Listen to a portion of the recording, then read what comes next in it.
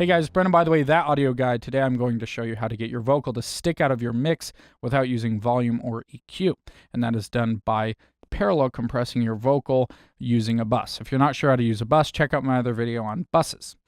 So what we are going to do basically is send our lead vocal to a bus, right? So right here. And on that bus, we are going to use a 76 type compressor because it's really aggressive. Right now we're using the Slate Digital 116, okay?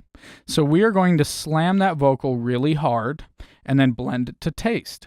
Now, what is the advantage of doing this? Well, knowing about compressors, you have your peaks and you have your average levels. So when you slam that, you are bringing those things closer together. So the tiniest subtleties of your vocal and the loudest peaks of your vocal are all coming together. So by bringing those things together and blending them to taste, you're getting that vocal really aggressive and sticking out, poking out, but without making that your main track, because you don't want to lose the dynamics on your main vocal, because that's what keeps it interesting. If you just had a flatline vocal, it wouldn't be very interesting. So by sending this to a bus, we have control over exactly how much of that slam vocal we want in there. Let me show you what I'm talking about.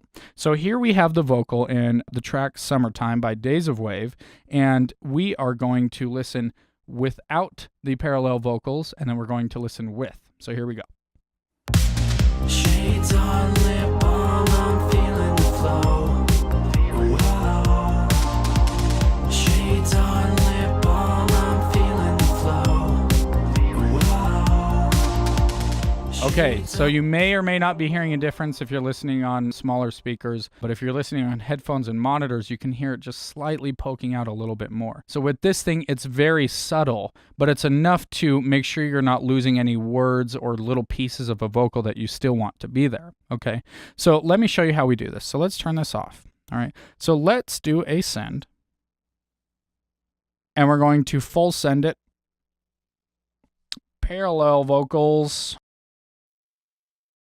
And we are going to insert a compressor. I will use the Logic 76 emulator on here. So let's go to the Studio FET, and let's lower that threshold all the way down, and let's see how it's coming out. Shades on lip balm, I'm feeling the flow. Okay, so I want to crank that a little bit more. Shades on lip balm, I'm feeling the flow. Whoa. Crazy fast attack, really slow release. Make sure you turn off the auto gain, okay?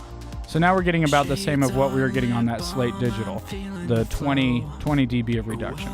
So that sounds horrible, okay? I know it does. So that's why we're going to mix it to taste. So what I like to do is bring it all the way down, okay?